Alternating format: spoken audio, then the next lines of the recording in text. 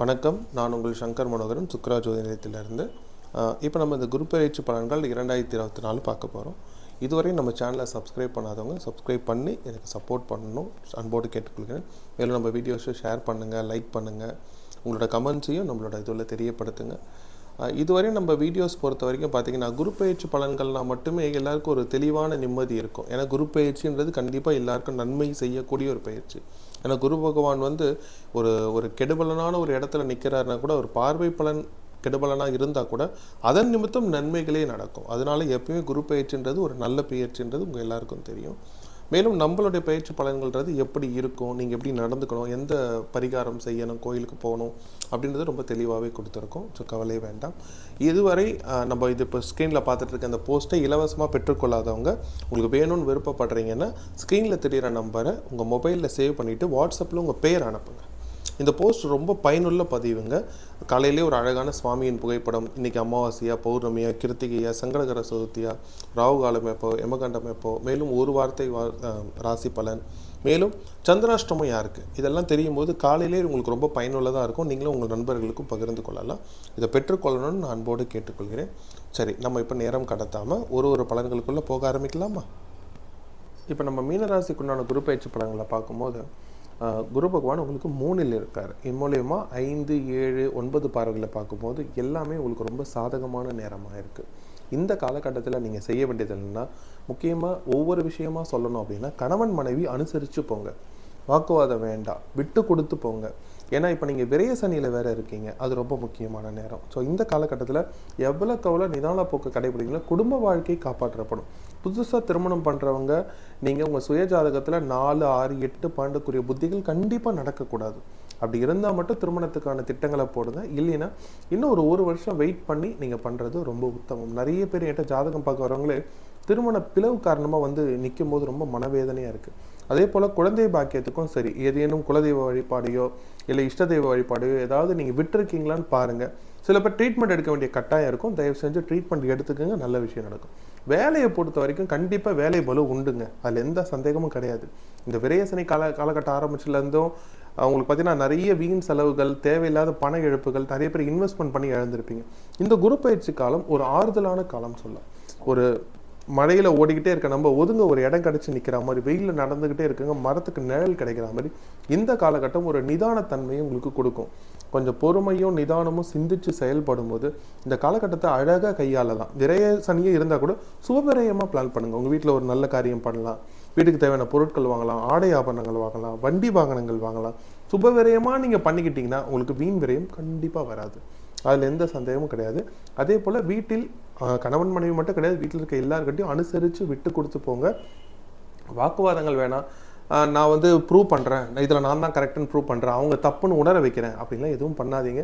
அதனால் எந்த பிரயோஜனமும் கிடையாது. குடும்பத்தில் ஒரு தேவையில்லாத கருத்து வேறுபாடுகள் தான் நிலவும், சரிங்களா? சகோதரர் வழியில் நிறைய ஒற்றுமைகள் கிடைக்குது, தந்தை வழியில் நிறைய லாபங்கள் வருது. இதெல்லாம் நல்லபடியாக பயன்படுத்திங்க. பூர்வீக சொத்துக்கள் இந்த விரைசனி காலத்தில் ஆதாயமாக தான் இருக்குது. இந்த குரு பேச்சில் வந்த உடனே அதை அழகாக திட்டம் பண்ணி வேறு எதுலையாவது இன்வெஸ்ட் பண்ணுங்க, இல்லை ஒரு இடம் வாங்கிடுங்க. கையில் வச்சுக்கிட்டு இருக்காதீங்க. கையில் நீங்கள் காசு வச்சுக்கிட்டு இருந்தாலே அது மிகப்பெரிய ஆபத்து தான். அதே போல் உடல் ஆரோக்கியத்து மேலே அக்கறை செலுத்துங்க, அது ரொம்ப அவசியம். அதே போல் தொழில் செய்கிறவங்க புதுசாக ஏதாவது பண்ணுறேன்னு புதுசாக இன்வெஸ்ட்மெண்ட் இப்போ பண்ணாதீங்க. ஒரு வேளை உங்கள் சுயஜாதகம் சாதகமாக இருக்குன்னா சந்தோஷம், இல்லைன்னா அந்த பணம் தேவையில்லாமல் விரயமாகும். அதனால் அதை கொஞ்சம் சிந்தித்து செயல்படுறது நல்லது. பார்ட்னர்ஸ் விஷயத்தில் கொஞ்சம் கவனமாக இருங்க, சரிங்களா? பார்ட்னர்ஸோட நல்ல ஒரு எதுவாக இருந்தாலும் பேசி தீர்த்துக்குங்க. மனசுக்குள்ளே ஒரு விஷயங்களை வச்சுக்கிட்டு பேசாமல் இருக்கிறது பின்னாடி பெரிய பின் விளைவுகளை ஜென்மசனி காலகட்டங்களை கொண்டு வந்துடும். குரு பயிற்சி சாதகமாக உங்களுக்கு இருந்தால் கூட தனிப்பயிற்சி காலகட்டங்களில் அதனுடைய எதிரொலி தெரிய ஆரம்பிக்கும். அதன் காரணமாக நான் சொல்கிறேன். அதே போல் தேவையில்லாமல் எதுவும் இந்த இன்ட்ராடே பண்ணுறது, ஷேர் மார்க்கெட்டில் போடுறேன் அப்படின்னு பண்ணாதீங்க. நீங்கள் லாங் டேர்மில் இன்வெஸ்ட் பண்ணுறீங்கன்னா சந்தோஷம். பட் கண்டிப்பாக ஒரே நாளில் போட்டு ஒரே நாளில் லாபம் பார்க்குறேன், 1 லட்சம் போட்டால் 2 லட்சம் வரும், இதை கொடுத்தா அது வரும்னா அதெல்லாம் வராது. அதெல்லாம் செய்யாதீங்க. உடல் ஆரோக்கியத்து மேலே கண்டிப்பாக அக்கறை வேணும். சரியான நேரத்துக்கு சாப்பிடுங்க, தூங்குங்க. யாராவது எதனா மாத்திரை எடுத்துக்கிறீங்கன்னா ப்ராப்பராக எடுத்துக்கோங்க. அதில் கொஞ்சம் கவனமாக இருங்க. வீண் வாக்குவாதங்கள் வேலையில் வேண்டாம். யாருக்கு சம்மந்தம் இருக்கோ இல்லையோ எல்லார்ட்டையும் எல்லாத்தையும் ஷேர் பண்ணாதீங்க. உங்களுக்கு ஆறுதலாக தெரிஞ்சால் கூட இதெல்லாம் உங்களுக்கு பின் விளைவுகளை ஏற்படுத்திடும். தயவு செஞ்சு கவனமாக இருங்க. இந்த ஜாமீன் கையெழுத்து போடுறது, யாராவது விஷயத்தில் தலை நின்று முன்னாடி நின்று நான் செய்கிறேன்றது, இதெல்லாம் இப்போ பண்ணாதீங்க.